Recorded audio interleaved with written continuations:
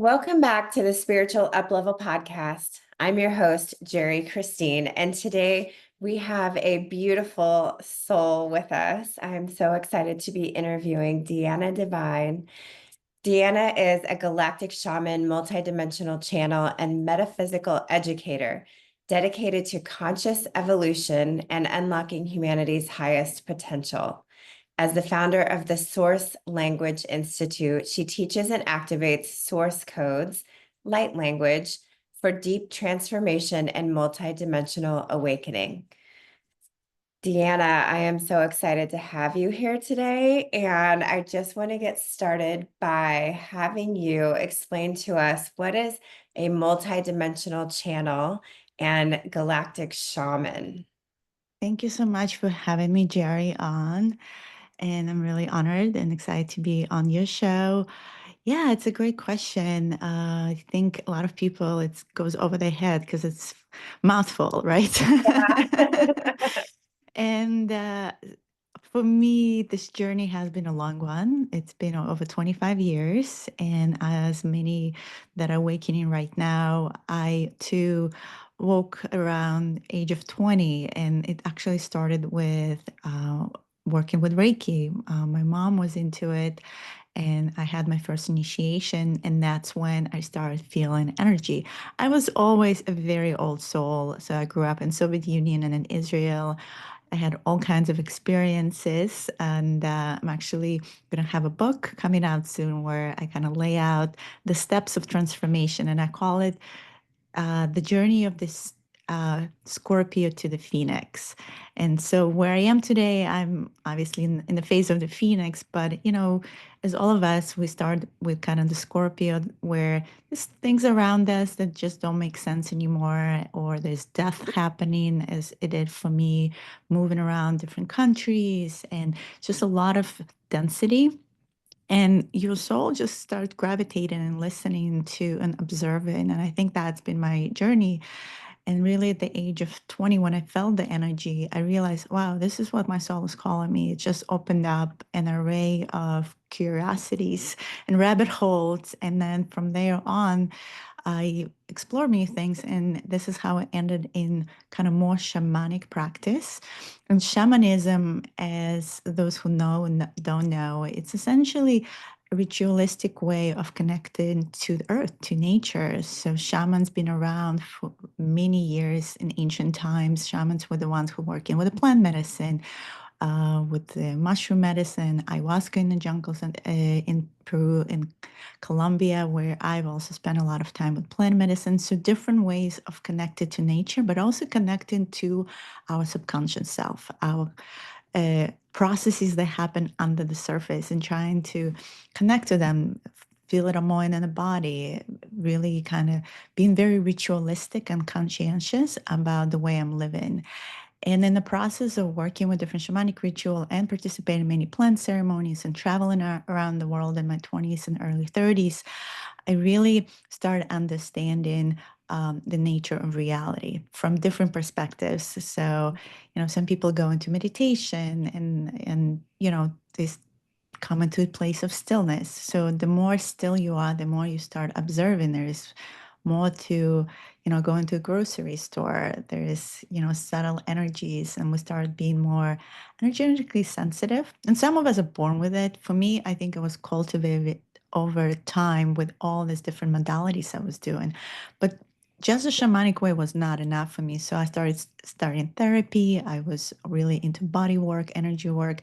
So culminating different type of dance. Dance was become a practitioner in the dance modality that's blindfolded. So through various ways, I started connecting deeper into understanding of nature of reality. And this is where the question of galactic and multidimensional steps in. It was interesting. I was in a ceremony, and at that point, I probably done 30, 40 ceremonies with ayahuasca, which is the plant medicine that grows in the jungles of Amazon. And I actually helped to cook it. I worked with like local shamans. And it's not necessarily something that I wanted to continue on, but it was a tool. Everything is a tool. I call them training wheels, tools for us to open our eyes And yeah, and actually the medicine is, they call her the grandmother. She's very ancient, very earth based. And I was sitting next to a shaman, this was in Vermont, and she was like, "You complete with me. I am graduating you out. It's time to go galactic." And I was laughing and I was like, "What is galactic?" I had no idea. She's like, "Well, the earthly realm and understanding of Earth you good with. Now it's time to kind of broaden your spectrum." And for a year or so, I actually did not work with any plant medicines. I was just kind of without the training wheels, and then started working with another plant medicine of mushroom medicine. And I had an experience. We were out in Adirondack Mountains, upstate New York, and these interesting codes, I would say, this something that kind of came up in my third eye, these energies. And my friend was like, "You need to sing." And I was like, "I'm not a singer." She's like, "No, no, you need to sing." So we were on the rocks meditating, and these incredible tones came out of me. And you have to understand, at the time, I was so conscientious of my voice. I would sing along with someone, but never on my own. I did not trust my voice. We all kind of really don't trust our voices because we've been told, don't speak up, don't do this, don't do that. And yeah, and these incredible tones came out. And I actually saw them as these golden symbols, and it was a beautiful transcendental experience. It was happening for 5 minutes and then it stopped. And I looked at my friend, opened my eyes, and I said, "Wow, what was that?" So, what was that is, and we can talk more about it, that was I would say, more one of my first times experiencing what I teach today, which is light language. I became a channel of these frequencies, and at the time the channel kind of took over completely, my higher self took over completely, and now it's much more integrated, and I can go there and turn it on. I can do a live channel here for you just to get a flavor of it. So it's much more co-creative process, but the first time I was just observing as Tiana what was going on. Wow. I love that you explained all of that because when you first, I think when a lot of people first hear, like you said, galactic shaman or multidimensional channel, it's like so far out there from where a lot of people are. So I love hearing about your journey and how you got there. And I've always wondered, I've heard people talk like light language and talk about light language. And I love how you've explained it. I would love if you would give us a demonstration before we're done. Whenever you're ready, just let me Yeah, know. absolutely. Yeah. And so this language, so to just talk a little more what makes it galactic and why I call myself a galactic shaman, it is universal. So there are different star systems in Milky Way, but we have also connection beyond Milky Way. But let's just focus on the Milky Way alone. There is a lot of star systems, known ones, that have participated in humanity's evolution. And at this point, there's enough people who've traced it back and starting to find things in the pyramids right now. In Egypt, more and more evidence is coming out. Science is catching up with what many of us are now remembering. And essentially, Earth wasn't just a standalone kind of evolution. There were beings from other systems in this galaxy alone that been participating and been involved in tampering with our DNA and adding some of their DNA.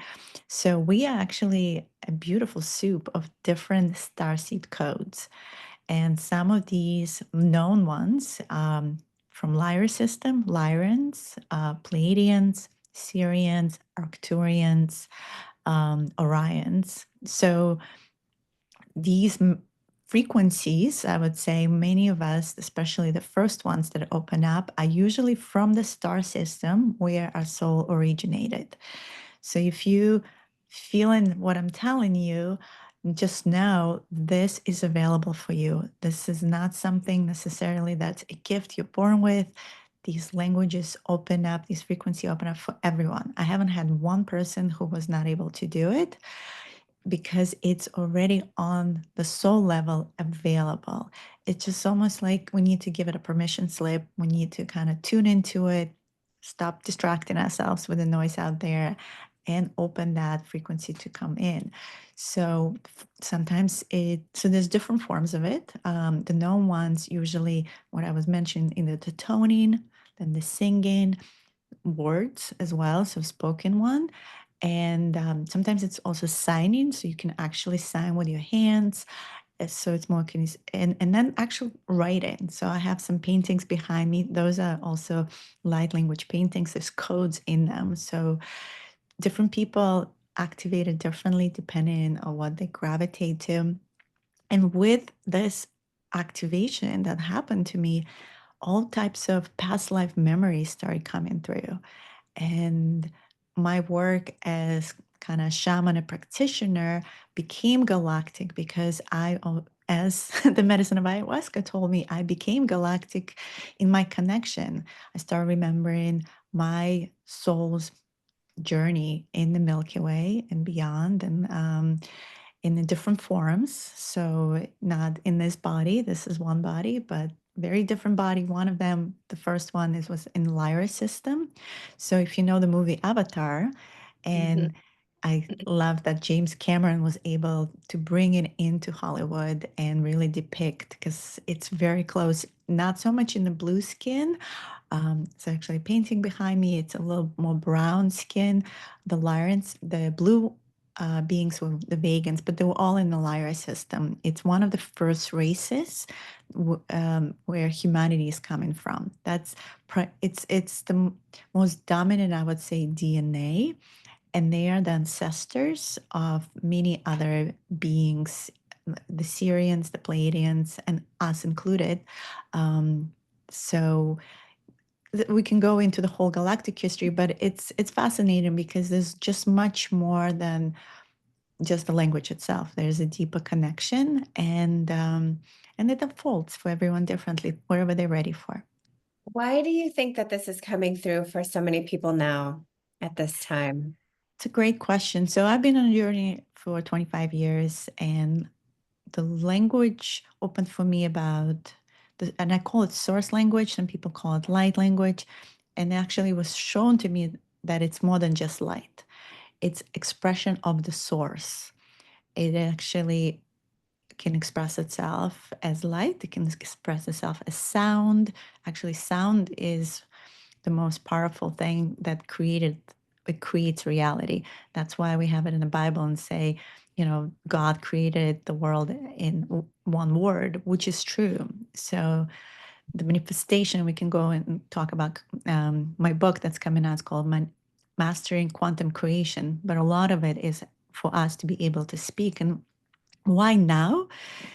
In what I've been observing, the vibration is changing. So we are on the physical level. If we were asking astrophysicists, we're moving through a photonic belt. It's a place in the galaxy where there's just a lot of light photons that are bombarding us. Then we have very active sun.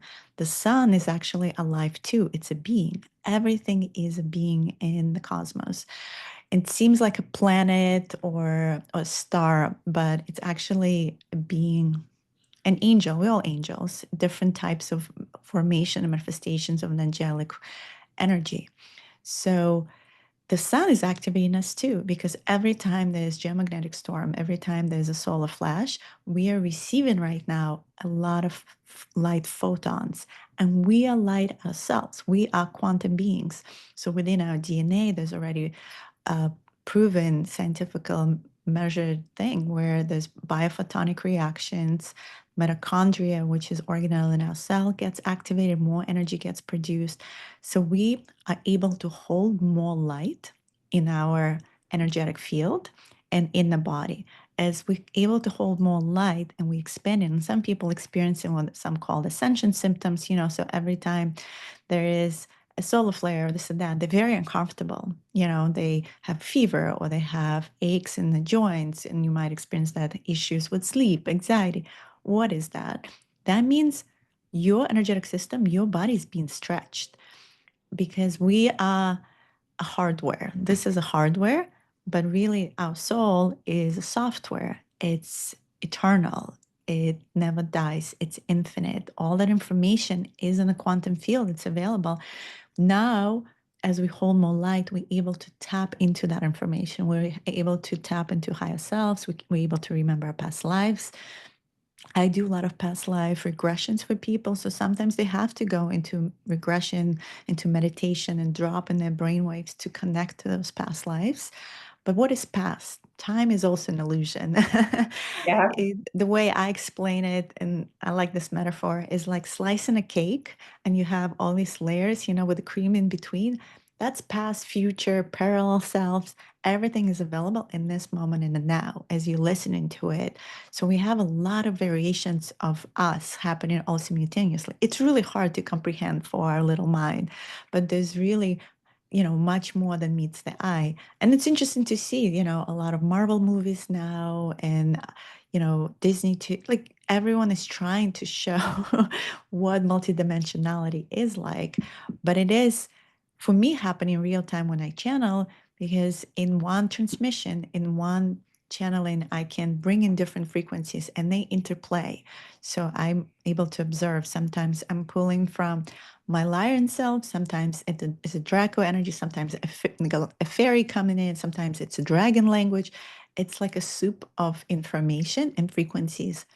And since we are, I would say, combination over 25 DNAs of different star beings, we have access to it all because we are that too. We a really interesting experiment right now in the universe where they just combine everything and now they're watching us and they're interested in us. And I believe by 2030, we might have a disclosure. We might have a real contact, not just contacts that I'm already having all the time. I'm one of those because I connected to these frequencies. I go on the ships. I do all the, some people might call like very esoteric things, but they're very real for me. But I think there will be actual physical evidence, public disclosure. I think we get in there slowly. I think the population and our consciousness is evolving so quickly right now. Just in the last 4 or 5 years since COVID, we all went into our caves and we stopped distracting ourselves. We were forced into it. And in some ways, it was wonderful for evolution of consciousness because a lot of people woke up during that time. Yeah. Yeah, definitely. It's been amazing. So with all of this going on, and I'm familiar with this, like you mentioned, we're going through the photon belt, you know, where I've dealt with ascension symptoms in the form of headaches, usually for me, and Mm, all of that happening. What is the goal of it? Like, where are we headed? Are with this assuming that we do have disclosure, because I know a lot of people are believe that that is going to happen too. Are we going to become part of the galactic world? yeah. We're going to realize what's really going on out there, and it's not just us here. Is that where we're headed? Is that the That's purpose? exactly where we headed. We are what Stephen Greer calls us right now, civilization zero. And civilization zero is a civilization that's still at war, that is still very polarized. And we can see this happening right now in the world, right? There's so many conflicts, even within our country. Right now we feel now with politics, people are very polarized. These energies of the darkness and the light, this polarity, the plus and the minus, is part of this bigger consciousness game of the universe of the. And you have to also understand these templates, they repeat themselves in other universes as well. We just replaying one template, but what the template is this plus and minus, masculine, feminine, uh, light and dark, hot and Mhm. cold, duality. And then how do we bring these two contrasting things and weave them together into integration? So what we stepping into is an era of integration. And that's what was happening during Atlantean time, ancient Egypt. There were different mystery schools. There were the dark mystery school, the light mystery schools. All of that knowledge was more available back then, but they too were working towards integration. If we were to learn from other civilizations, these star beings, they too went through these experience. If you look, for instance, at Pleiadians are migrants of the Lyrians during the Galactic Wars. They arrived into this new planets, the Seven Sisters. They were very traumatized because of the war, and they started a new civilization. Some of them came to Earth, long story, but they too had this moment where they're like, oh, we're just going to go towards the light. We're going to put pink glasses on. We're just going to meditate and have amazing time.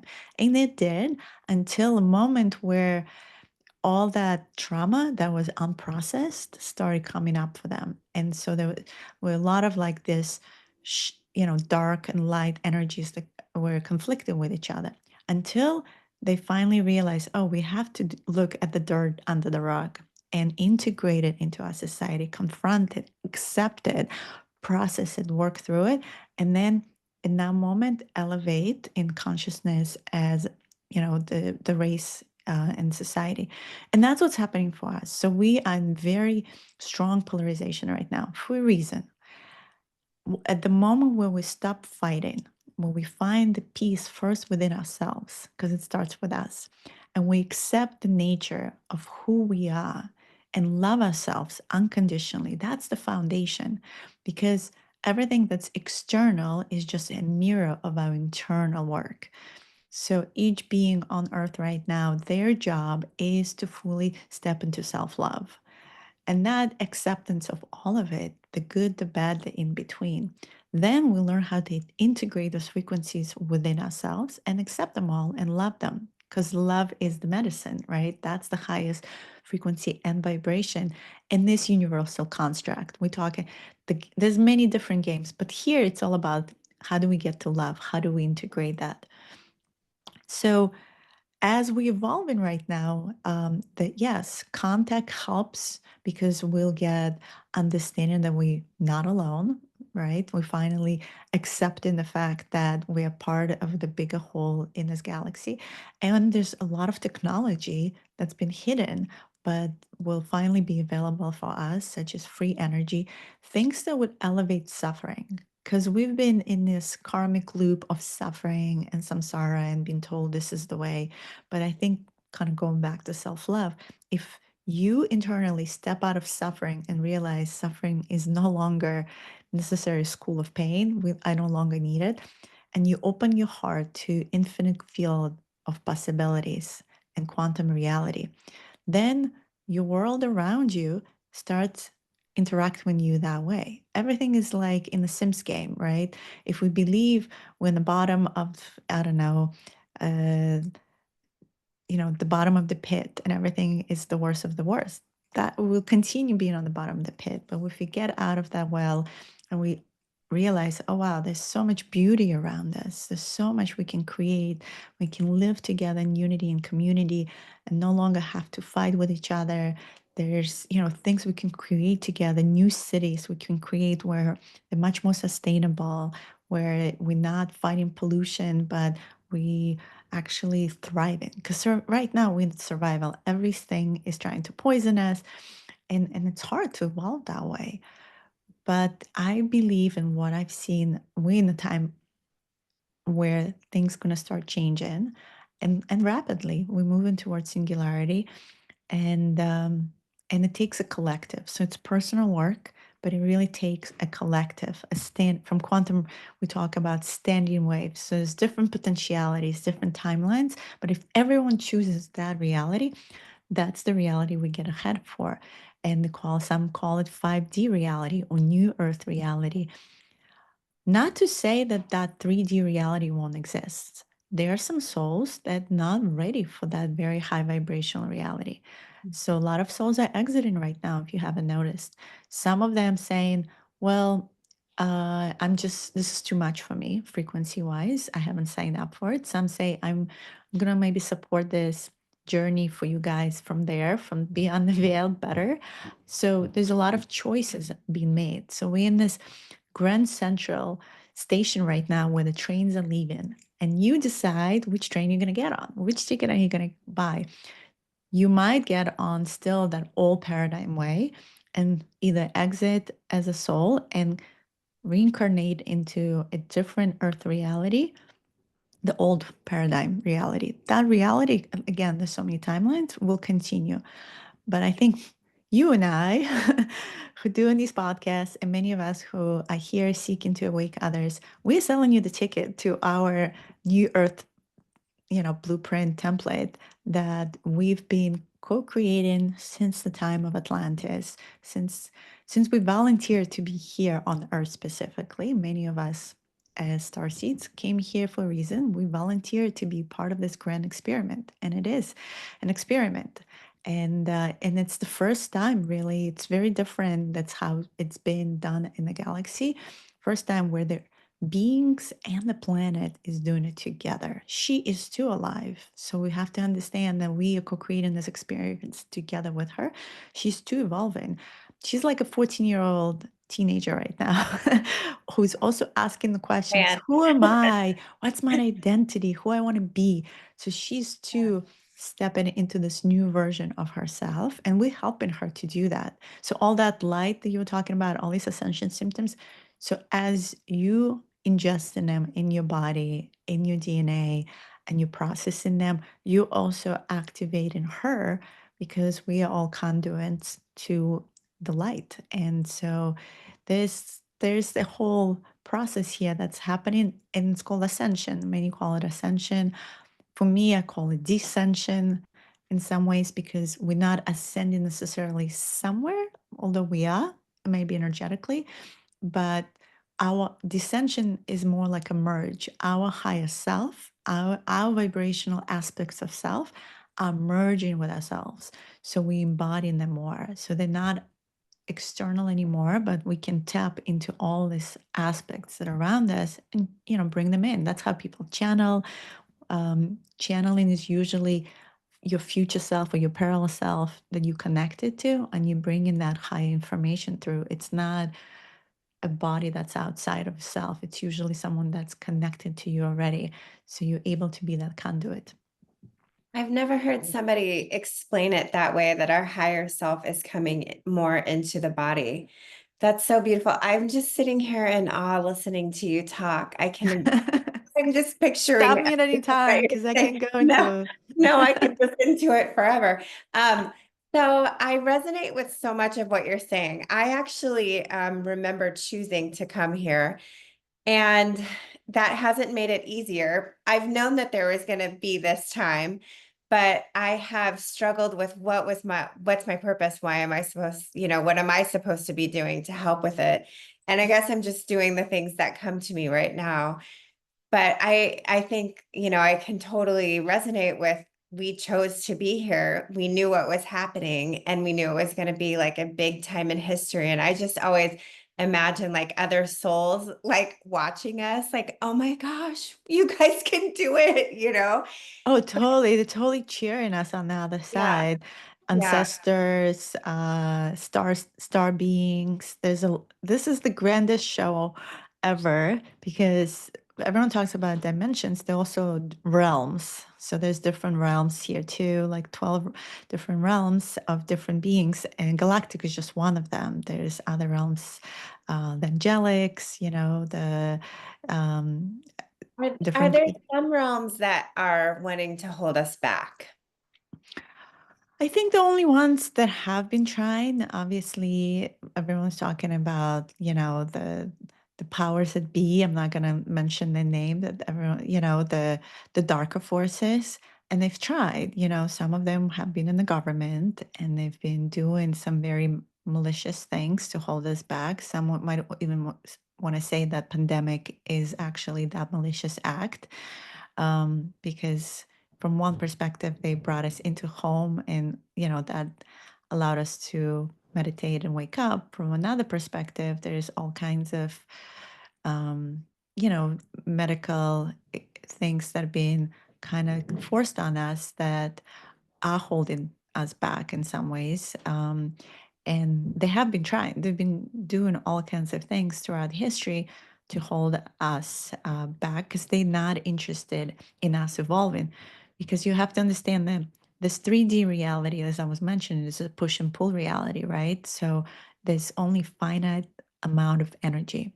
In the push and pull, Okay, so I have it here because I took it from you, and then you're going to pull it back from me. And this is kind of the seesaw effect. But this other reality you and I are talking about is quantum. It's infinite amount of energy. It's like, so we are working, my husband and I, on quantum devices, the scalar energy devices, tachyonic devices. That's energy that's coming from the ether, from the 0 point field. It's infinite. It never stops. It never ends. And these are like the type of energy devices that I believe are the future of medical fields and the future of everything we're going to create, because we're going to have infinite energy, and we're going to know how to harvest. But they've been suppressing us. They've been suppressing the energy devices. They've been doing all kinds of things for us not to have the access we need to, so that they can manipulate us and control us. Also, by having this energy, they've been looshing us. That's the terminology, meaning taking, like vampires, taking that energy from us and using it for their reality. So they are nefarious beings in the galaxy too. Within each group, there's always, like I said, the dark, the shadow beings, and the light.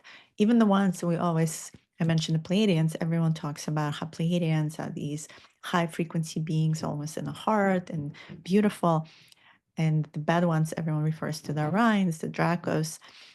But I've also learned there's rogue groups even within the Pleiadians, and I've actually interacted with them, and that was a surprise for me. So we always have to discern and see. But yes, they tried, but I think where we are right now, more and more people are waking up, and it takes that, what I was saying, this collective wave, this standing wave, the momentum to build.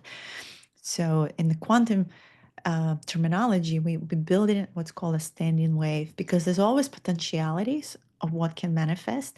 But if that standing wave is the largest, and all of us are aware of it, we're paying attention, we're feeding it with our intention, eventually that's the one that's going to win, and all the other potentialities collapse. So it's happening real time all the time. It's hard to actually now see timelines. Even those who are like very psychic would today tell you, I can't 100% promise you anything, because everything is shifting so much right now based on the choices we make. But if we all collectively, let's say, drop into, I'm just putting it out there, it's not going to be happening. It was an Armageddon timeline that I saw could have a potentiality, World War III. Then everyone drops into fear vibration, and we're still human. It's hard to hold always that highest love and light when the conditions on earth are hard. And that could cascade a timeline where it's helping them, but it's not helping the reality we want to create. So it's an intricate dance. It's really fascinating. No one fully knows, but all we can do is just continue putting our intention for the highest good of all of us. About a year ago, I felt a shift where I used to be a lot more worried about which timeline would win. Was it light or dark? I felt like there was just a lot of heaviness. And about a year ago, I just had this shift, and I've talked to a couple other people that felt the same way, that the light side is winning. And like you said earlier, other souls might reincarnate and come back to a 3D reality. And Yeah. that's their choice. There'll always be that opportunity to, will exist. But like so many people have woken up that that timeline is moving towards the light, really, one way or another. I hope that's true. I guess I encourage everybody to keep on that path to make sure that that is true. I did want to go back to, you mentioned that this was happening during Atlantean and early Egyptian times as well. But Mhm. like, what happened? Because those civilizations disappeared. I mean, they're still Egyptians, but whatever they were doing at the time of the pyramids is, no one knows today. It's interesting that we're finding out right now more of what's going on there. And I think that probably has to do with quantum energy, like you were talking about. But what happened that they were going through this time and they got destroyed?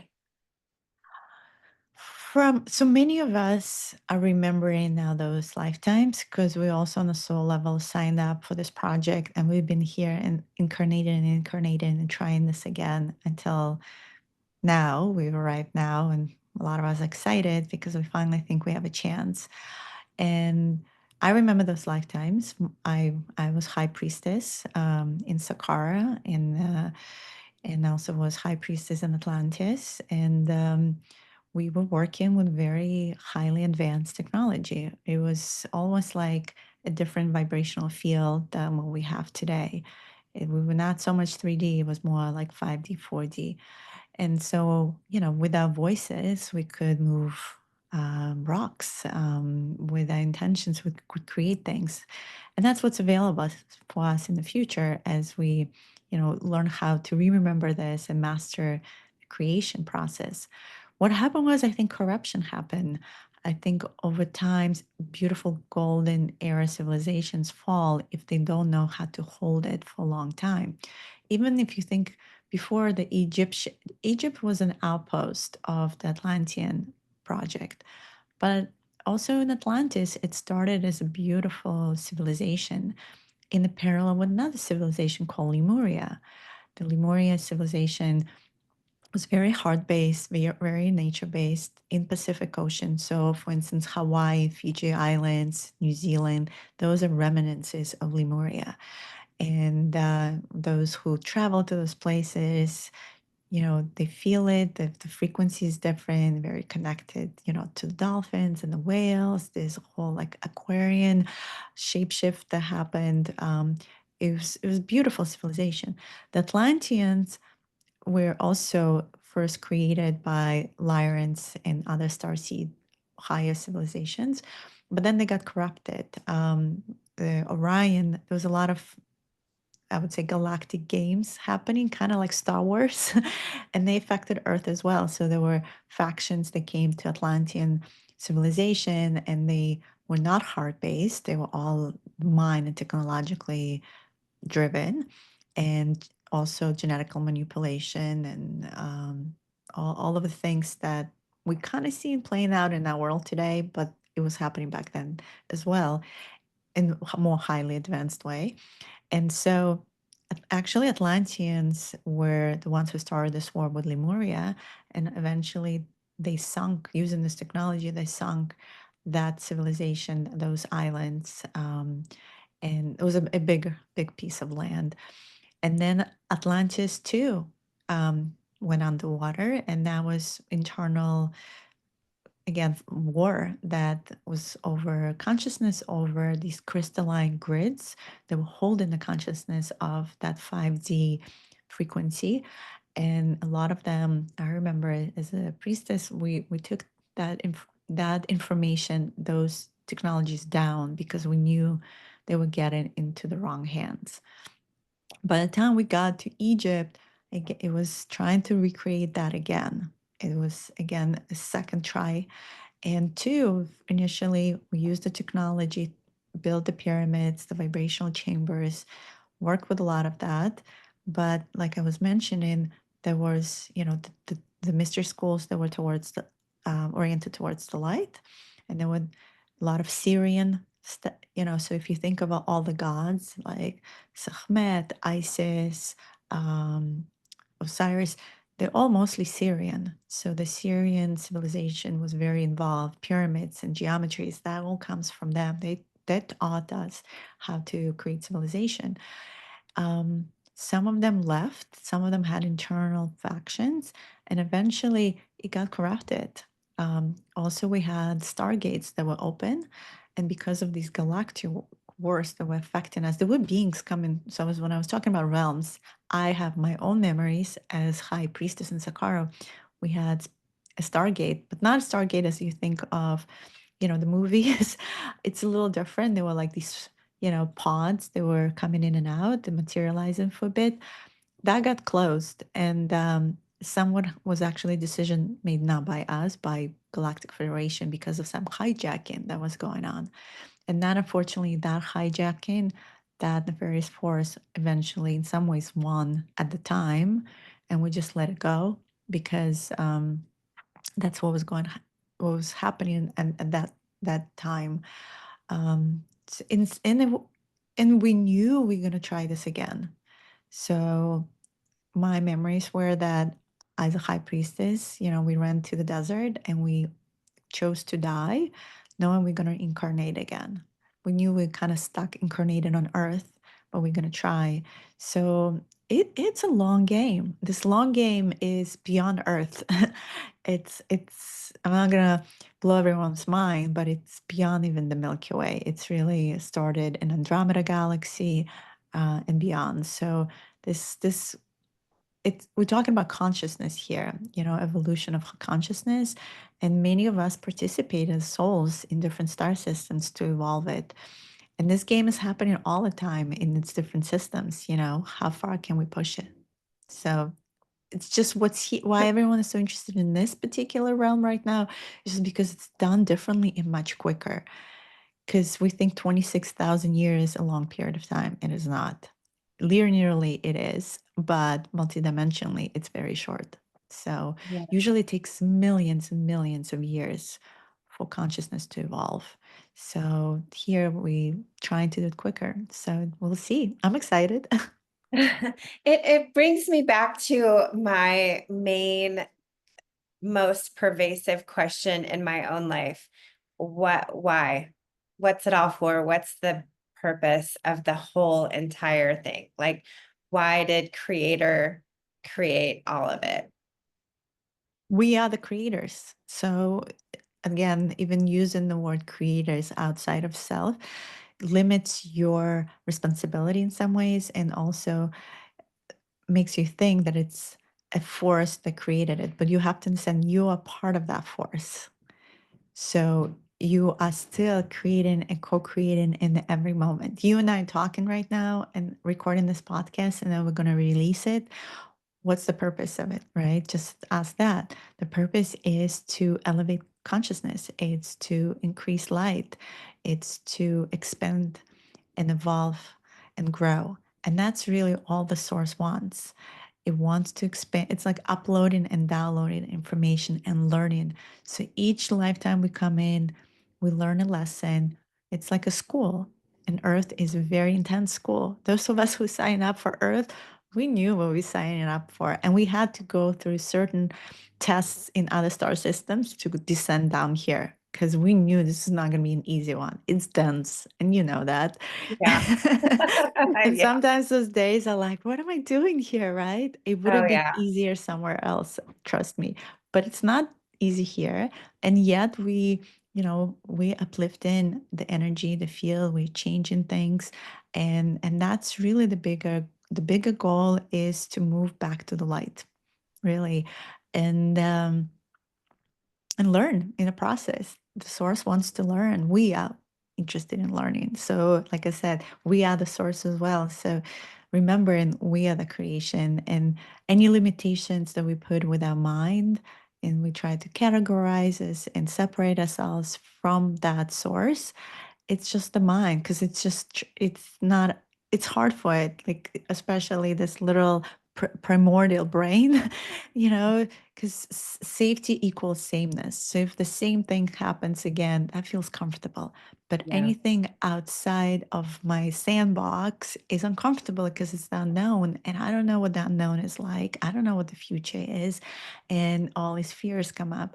Again, remember, that's the primordial mammal's way of thinking about survival.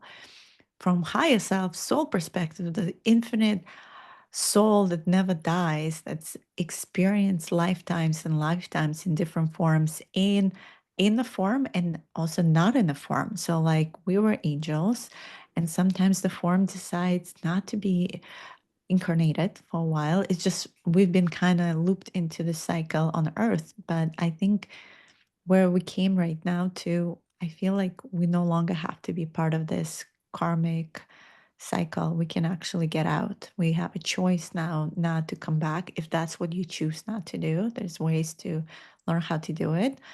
And it's evolution of the soul. Like the soul can say, listen, I'm kind of done. I've done my duty since Atlantis and Lemuria. And many of us actually, and I'm hearing this a lot from the first waivers, like the ones that were born in the 50s, they're like, I'm complete here. Like I'm good. I can go and I've done my job. I brought it to a certain level. And then we pass it on the baton to the new children. The new children are being born right now, completely different frequency. Yeah. They can hold the light much more. It's somewhat hard for them because they compressed here, and they're not used to the physical as much. I can see that on my kid. He's Yeah. first timer here and he's struggling. They label them with ADHD, whatever, you name it. It's a little boring and slow for them. Like we have to understand they come in from much faster reality where everything is manifested and they can jump portals like they do in the video games. So they want video games reality. I get it. But they here to, yeah, shift the vibration. So, and because they can hold that light more. And so we pass in the baton to them. And I feel, and everyone knows, like 2027 and on, the children are going to come and they're going to be, even the children are being born right now, they just so different. Like, and with each year, they're going to be holding more and more light. So as the generations going to, move, like, from these old souls that no longer choose to incarnate to the new souls, then the whole vibration of Earth is going to be different. It's going to be a very different reality. Like, just think 100 years from now, it's just not going to be the same Earth. I can imagine. I have my kids are young. They're 5, 9, and 11. And especially my 5-year-old. I mean, the second minute he was born, everyone was like, wow, he's special, and they all said they started walking early. They all started talking early with big words. They have big emotions, they're able to hold big emotions. It's really, really pretty incredible. So I can only imagine how it's going to continue to get. And I'm feeling like one of those that I might have one more trip around this earth, but then I'll be done. I feel kind of the same. I don't feel like and you and I, what they call like the second waivers, we're the indigo children. And I think the indigos, we've been also invested in this project for a very long time. I call it project because it is. It's hard to just fully not see to completion. And so I do feel the same that I will be coming around as well, and more probably by choice, but not right away, maybe 100 years from now, Yeah. because I think that's when we're fully going to step into 5D. We're still in the transitional phase. That's kind of my feeling. I think we just want to like really ensure it happens, Yeah. and then we complete, and then we can go to our systems or do something else, whatever we choose to. I relate to that so much. Like you can't leave a project undone. I feel like I've been working on this project too, and it's like, okay, it's almost done. Like you can see the finish line, but like those last 2 miles of a marathon, kind of like it's so Correct. hard, but it's almost there, right? Yeah, we get in there. Yeah. It's so funny. This morning I was dropping off my kid and I was kept on playing the song The Final Countdown. Oh, that's a good one. I was singing it as like karaoke in the car. And I realized I never fully understood the lyrics, but many probably know the songs, right? It's so Yeah. old and beautiful. But they singing about leaving Earth and going to Venus. Mhm. Right? And I was like, that's fascinating that back then they were already talking about leaving Earth and Yeah. going to Venus. So, I had a podcast with Debbie Solaris, who is this also a very famous galactic historian. Her and I talked about disclosure. She thinks the first beings that are going to show up here in physical form and who are going to interact with us and be public, most likely Venusians, or Alpha Centaurians, because not only they close within our systems, but also they kind of look like us when they want to manifest into physical form. So I found that it's really interesting. Like, oh, this consciousness of Venus and Venetian has been in our songs this whole time, and only now I paid attention to it. Yeah.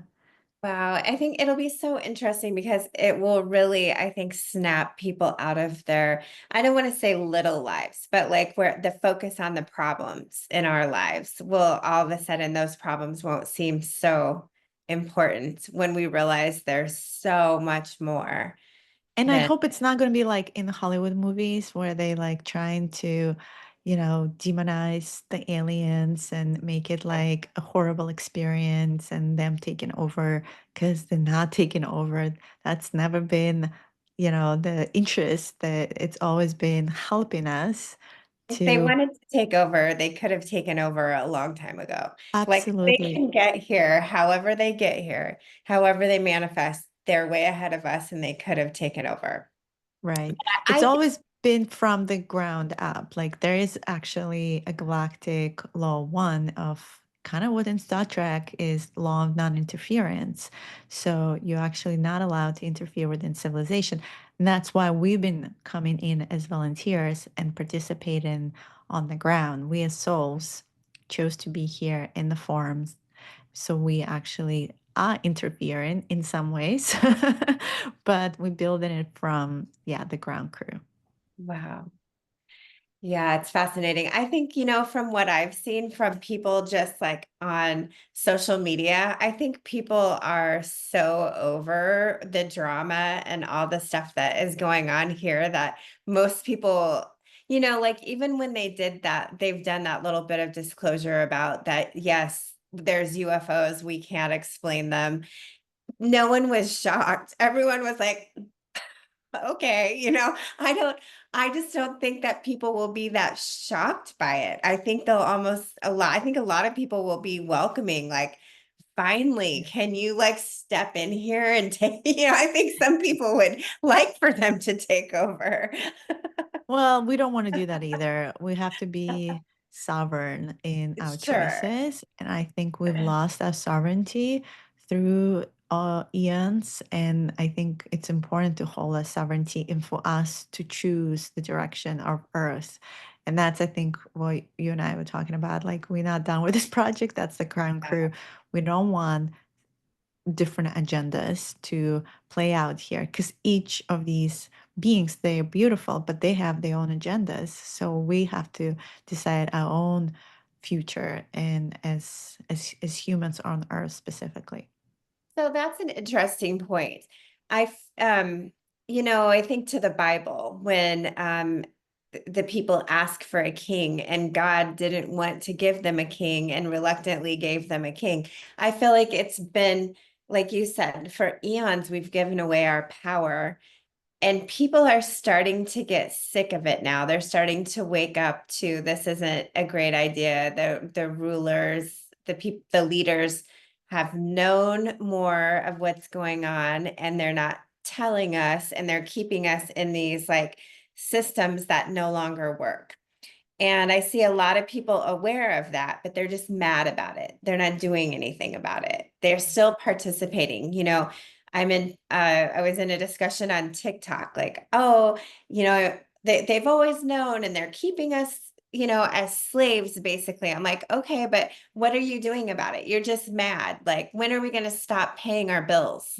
When are we gonna rise up as a collective and stand up for ourselves? Yeah. And that's standing up, that's the leadership. And I think we are stepping into awakening the new feminine paradigm of leadership. And when I say feminine, as in like led from the heart, the quantum leadership way, where if I were to go galactic, and I'm very connected to the Andromeda Council. So in my meditation, when I visit them and they sit down and they discuss things, they think about how it impacts every being in the collective or other systems. They don't leave them out because they no, we all won. So if, something is happening here, we have to consider it because it's going to impact us as well. And it's through that higher frequency they able to resolve situations, come to it diplomatically. I think for us too, the feminine way is heart led way, not the mind led way, to think about unity, to think about how it impacts others.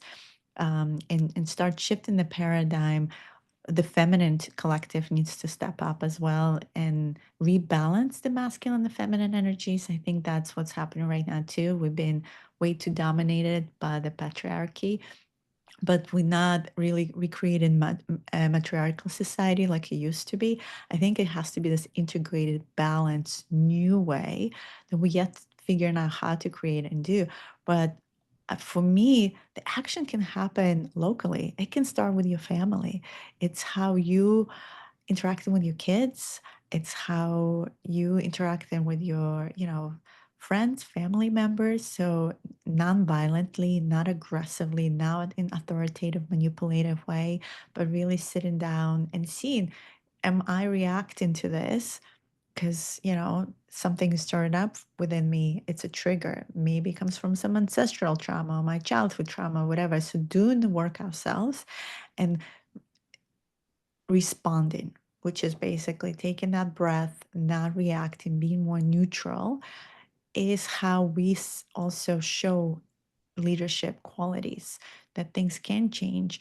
And within our family, being more compassionate to different views, able to look at different perspective, the ability to not react and understand this is just my perception and the way I see it from my perspective, but then someone else might see it completely different. And being compassion to hold many perspectives is a leadership quality as well.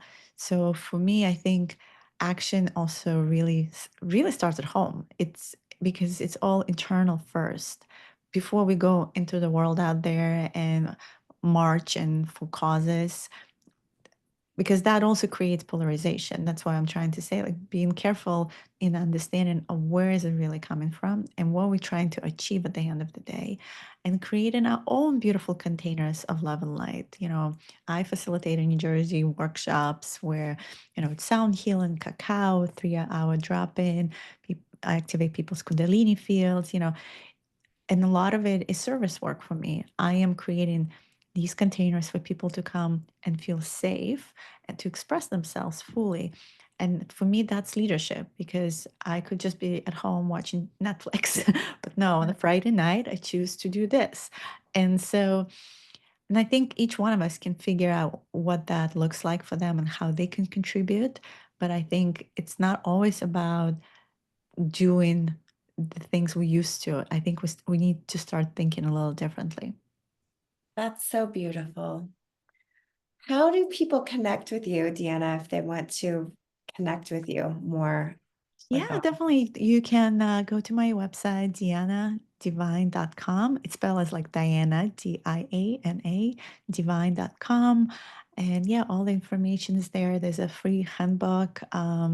My book is coming out soon, as well as Oracle deck. So it's called Manifesting Quantum Creation, Awakening the Phoenix Within, and manifesting creation, connecting to cosmic power.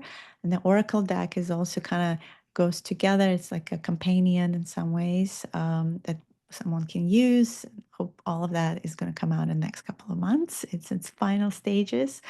I'll And be waiting. yeah, That's watch my exciting. podcast as well. I also have a podcast, Soul Communication. And it's, yeah, at Diana, YouTube, Diana M. Divine, M as in mother, or Ma'ara, which is my middle name. It's actually Egyptian. I know, Jerry, you were asking. It's an Yeah. Egyptian Atlantean name. So it's hard to pronounce it because there's like rolling R. Ma'ara. So I know we didn't do light language, but actually in Lyran, there's a lot of rolling R's. So like, and all heart centered. So if you take a deep breath into the heart, ar, I think shturkiara. um, So it's activates that portal of the heart. Irki arellari kindar stura riuat ir ukua ra. So ra is also to open. Ma'ara.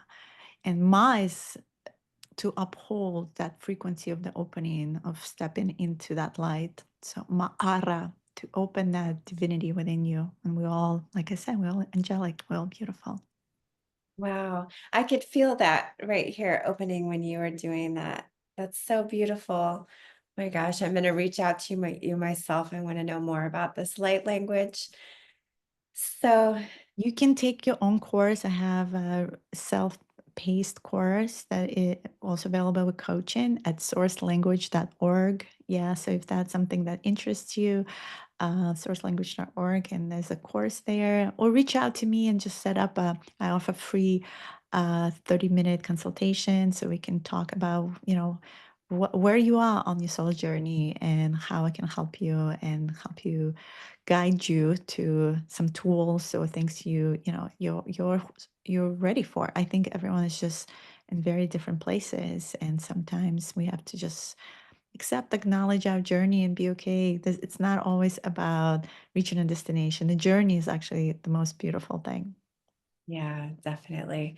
So, I ask all of my guests two questions. And the first one is, what is one book that you would recommend that everyone read? And I know you have yours coming out. Do you Mhm. have another book that you recommend? Actually, it's so great you're asking because I'm gonna do a little promo for my friend, who's his name is Ken Harris.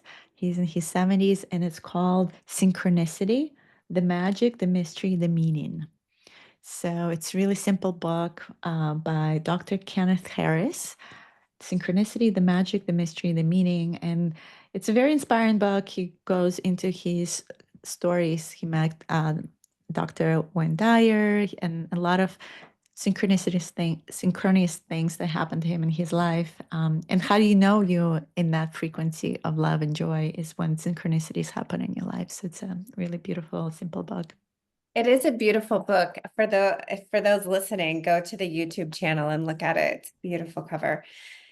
My final question is, what is one thing that you wish everyone in the world knew? Oh, wow. I think just coming back to that frequency of remembering that you're infinite creator and you have access to all the information. You are the source, you are love, and you always loved. Mm, that's beautiful. On that note, thank you so much for being with us, Deanna. Like I said, I could sit here and listen to you talk about all of this for hours. So thank you so much for Thank you, sharing. Jerry, for having me on. Thank you, audience, for tuning in and being open and stay curious. Curiosity is the most important thing. Open Definitely. and curious. Thank you. Thank you.